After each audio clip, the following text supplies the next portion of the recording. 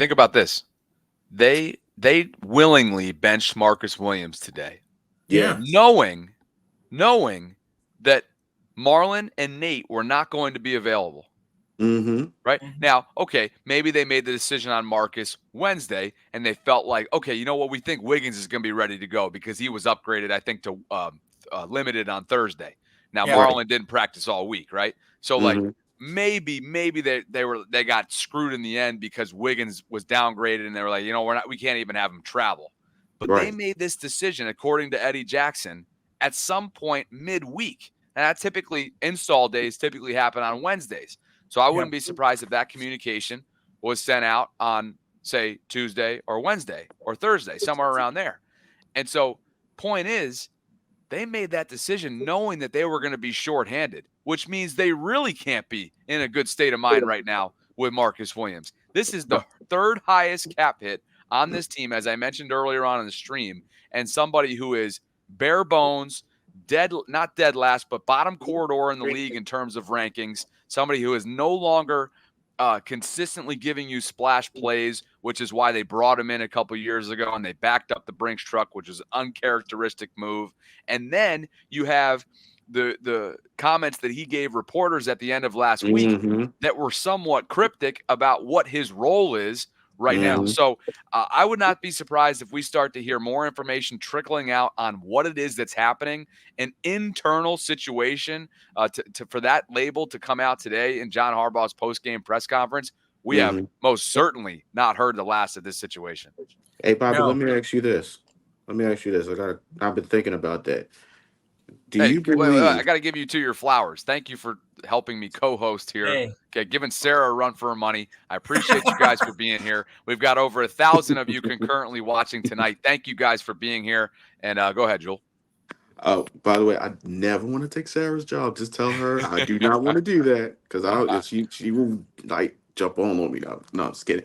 But I was thinking about what you said about that Marcus Williams situation. Now, if this happens again, do you think? And I'm maybe going out on a limb here, because I've seen this type of situation before when they lost. Remember back in 2020 when they lost to the Redskins at the time, and then there was reports of a mutiny going on. And one more interruption from me. You're about to get double whammied. The freaking reboot is about to happen. Okay, I'm getting double whammied tonight. My shit's freezing, and the reboot's about to happen. So you continue to tell that story. You too, I'm going to invoice you. You'll invoice me as this is over. All right, but keep telling the story because we all remember the mutiny. But I don't know how are you going to tie all of this in. So keep going. All right, so I was thinking, all right, if I'll say this, if this happens again, and then there's like maybe a couple of guys that are not too fond of Harbaugh's decision, but that maybe will speak up on it, or maybe it could be Rokon, because you did say Rokon and Kyle Hamilton left before the media got a chance to even talk to him, which I think that's kind of odd, and.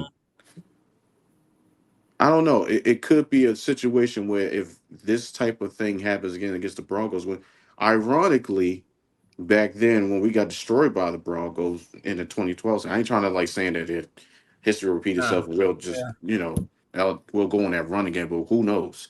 But do you think there's a chance if Marcus Williams gets benched again, he'll start speaking out more frequently? I know he probably won't, but he'll probably say something in between cryptic yet again, and then it'll be just this crazy ordeal where everybody's wondering, there'll be reports what's going on with the Ravens? Why is Marcus Williams getting benched? What is going on here? Is there turmoil inside the team? They were just on riding hot, something like that.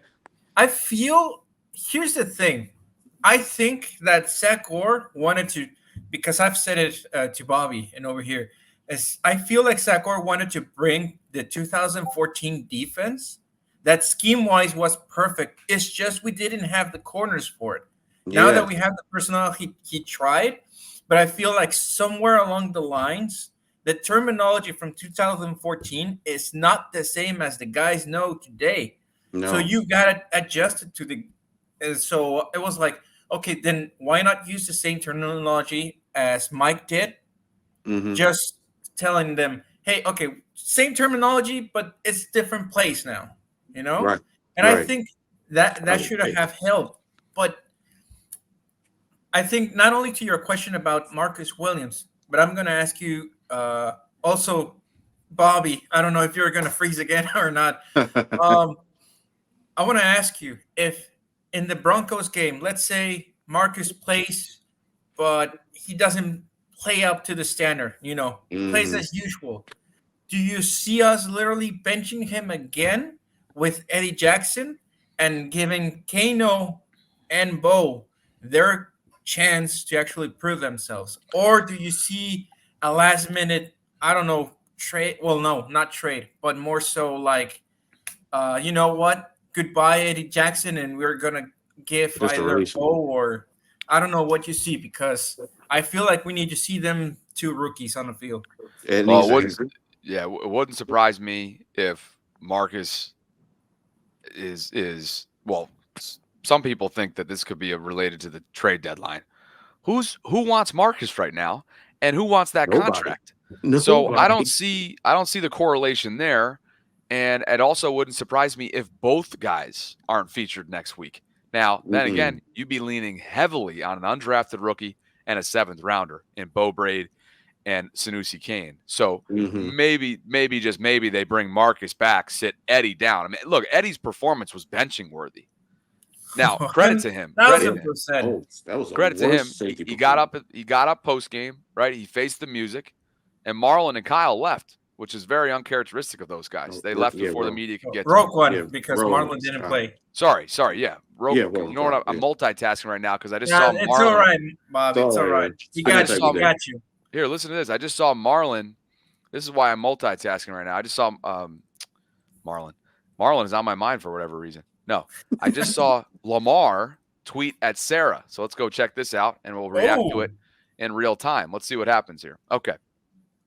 So Sarah put up a screenshot of what Jeremiah Owusu-Koramoah got away with, which of course was the would-be tripping call that was never called. Now, Gene Steratore he clarified, CBS rules analyst, that it should have indeed been a tripping call. Yeah. Well, here comes Lamar post-game. Lamar post-game tweets at Sarah and says, "Not even. Mother effer kicked me in the elbow, LOL.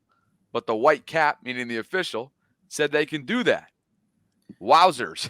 Okay, now that's a direct shot to the refs. But other thing is that if you remember that Dallas game, when he said to the camera, "Stop cheating us, bro." It's like there's been some calls, not exactly towards Lamar that they haven't counted, but more so in general. It's like they've been holding the defense, or they've been pushing the corners, or for example, before the last play, they pushed Zay Flowers, or I don't know if that was a push or if it was a hold that he didn't reach it before the last play, because that last play, he tripped. But on the second to last one, it seemed more so like the defense was having his way with Flowers, and the refs didn't call it, and it was obvious. So is Lamar saying to the NFL referees, "Hey, you're not calling on our favor, you're calling always against us"? I think he's more so just post-game letting out some frustrations here. And let's just make sure in the live chat, did I properly decipher Lamar's tweet?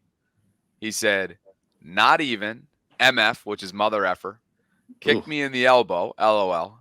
But white cap said they can do that." And then like a miffed emoji, wowzers.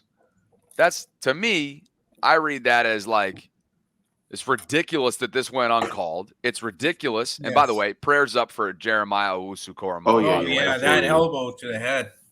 I saw it. Yeah, obviously that had nothing to do with that specific play. That was when King Henry, he just got King Henry'd. Let's be clear. He got King Henry'd. He got bulldozed. And that's the price that you pay when you want to bang around with the king. Yep. So the way I read that is just a post game frustration tweet in the form of his lingo and that. And then as Gene Steratore said, it should have been called. And man, Sarah and I spoke about it in our post game live stream. What's up with this whole replay assist feature that came in at one point and ruled David Njoku's catch, which was ruled a catch on the field, the toe tap, incomplete? Why not use the replay assist more to increase efficiency, to increase quality, to increase accuracy of these officials are being asked to do a whole lot, particularly when it comes to this new hip drop regulation, which is happening in real time. There are car crashes that are happening in instances in an instant, and I feel like there's other ways that you could incorporate that in to make for a cleaner game.